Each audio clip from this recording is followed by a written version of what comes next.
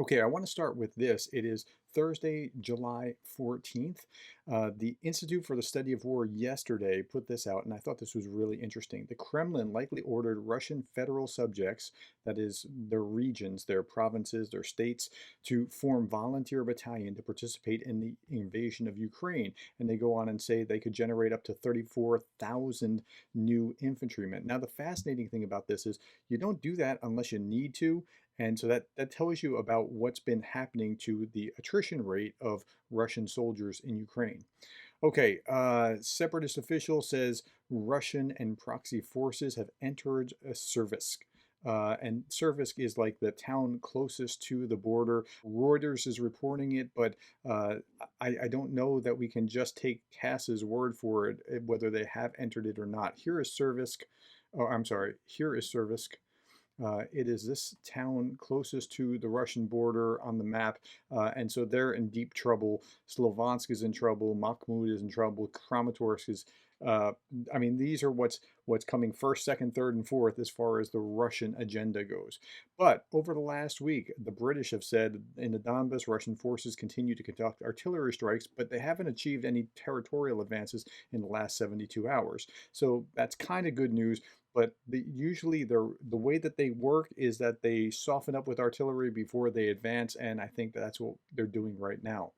The latest developments in Ukraine today, Moscow-based separatist authorities in the southeast say that they're planning a referendum. Well, they've said that a number of times, but it will happen in the fall unless something changes. The HIMARS are starting to have some effect. And we know that because now, this is a general, Ukrainian general saying, right now the enemy is looking to place brigade level ammunition dumps not closer than 100 kilometers or 62 miles. That's just out of the range of the HIMARS, which is about 50 miles in range. So 50 miles is 80 kilometers, and so that's about the right distance. Let's look at it on a map. And if you look from like here to here, that's going to be about that kind of range where they can hit. This is exceeding the range. I don't know what this was. Maybe it was just, wow, got a Hail Mary or something. But if they're hitting out in this kind of range, those are HIMARS strikes. Okay, another interesting bit of news. Lithuania will not try to reverse a decision by the EU executive arm to allow certain sanctioned goods to pass through its territory, the Russian Baltic state of Kaliningrad. Now, if you recall, and you want to go back a few episodes, because I do these daily, and you can kind of get the whole story of what's going on. Lithuania would not allow their Russian goods to pass to Kaliningrad or from Kaliningrad back to Russia. Now, the EU intervened, and that's what's happened because the Lithuanians are generally way in the corner of Ukraine, and I'm sure they're not happy in Lithuania. This is Medved. He's a former president between Putin's presidencies. And he said the EU has grudgingly admitted that the demands for our transit to our Kaliningrad region are fair. It's a rare case when cretinism and caveman Russophobia in Brussels have been overcome by lucidity or diarrhea from fear of losing profitable transit through Russia. Okay, so you're kind of a sore winner here, and I'm sure that the Lithuanians are just angry as the day is long. But at least this little narrow pass between Poland and Lithuania connecting Kaliningrad and Belarus will not kick off World War III. Okay, in other news, the Russians sent cruise missiles into this little city, this little town. It's called Vinistia. I've never heard of it before. Central Ukraine. It's far away from anything. Let me show you on the map. This is where it is. This is Ukraine, and look how far away it is from the action. And they sent cruise missiles there, and just, I mean, wow, cruise missiles there just on civilian targets. It's terrorism, said Kuleba, Dmitry Kuleba is the foreign minister. Deliberate murder of civilians to spread fear. Russia is a terrorist state, must be legally recognized as such. And this was just completely unnecessary. It was just barbaric. Zelensky said missile attacks in the city center. There are wounded and killed, among them a small child. Every day, Russia destroys the civilian population, kills Ukrainian children, directs missiles at civilian targets where there is nothing military. What is this not? What is this if not open terrorist act? Monsters, killer country, terrorist country. And he's right. I mean, the Atlantic today came out with an article, Russia's war against Ukraine has turned to terrorism. That's exactly what it is. Now, why are they doing this? Here's the Institute for the Study of War again for today. The Russian missile strike on Vinnytsia, July 14th, was part of a systematic Russian campaign of attacks on residential areas. And they've done this in shopping centers and transport infrastructures and Mykolaiv and educational facilities, a hotel. They've done it all over. So what's going on? Okay, well, the Russian defense minister explains the attack in Pravda. Pravda is a Russian newspaper, and they say, okay, the Russian forces struck the house of officers in the city of Vinnytsia as the building was used as a temporary accommodation of Nazi fighters, the Russian Ministry of Defense told RT.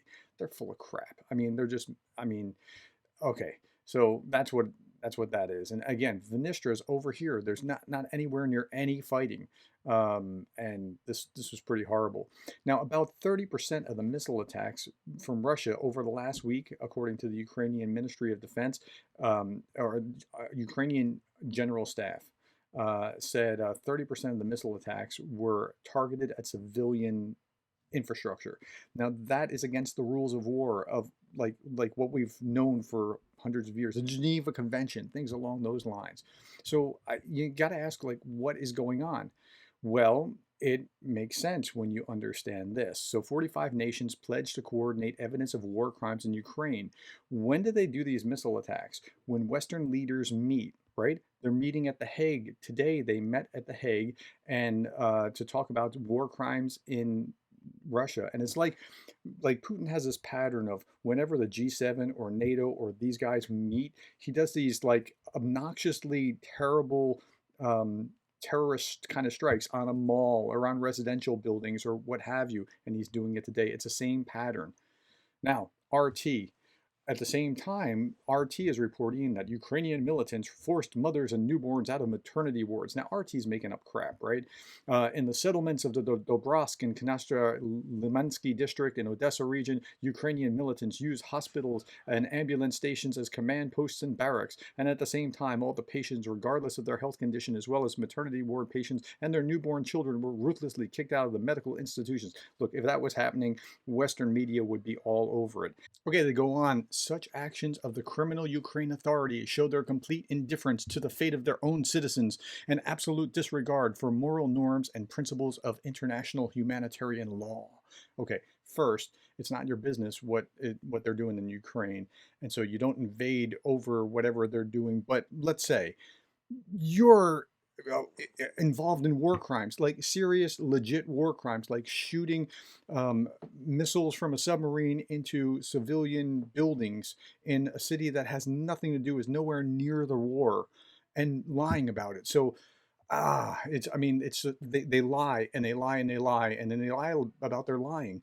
Russian armed forces revealed the amount of neutralized Ukrainian militants.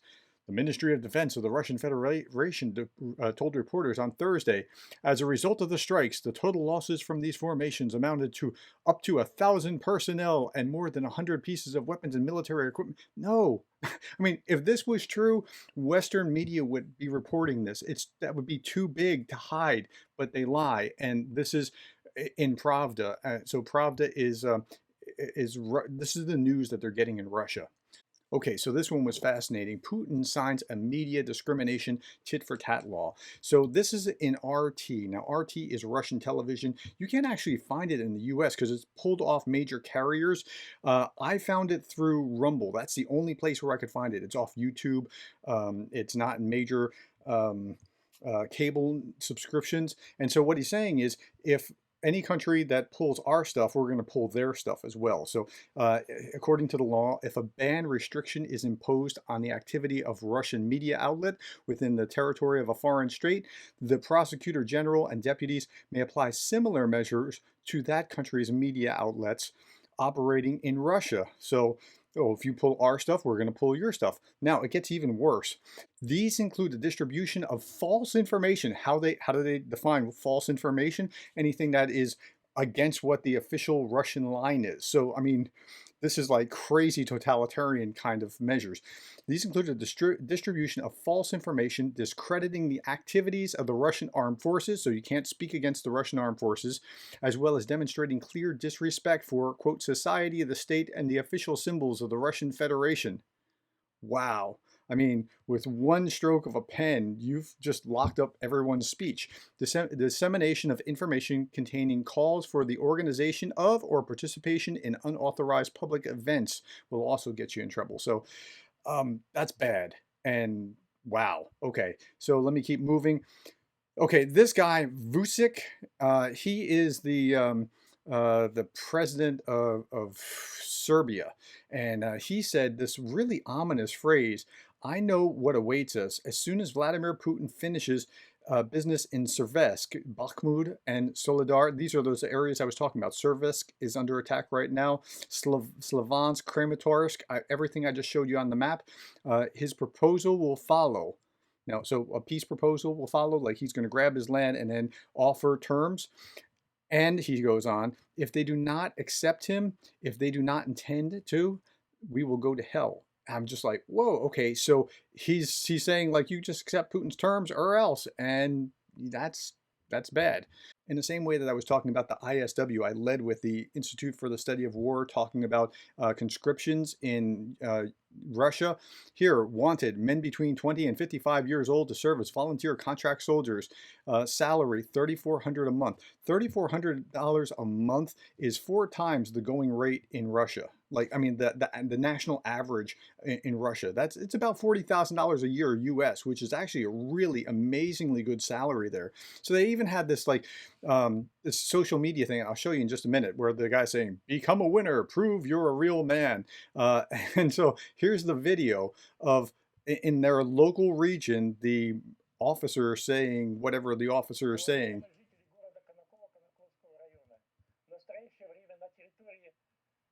Донбасса проходит специальная военная операция согласно распоряжению нашего президента Российской Федерации.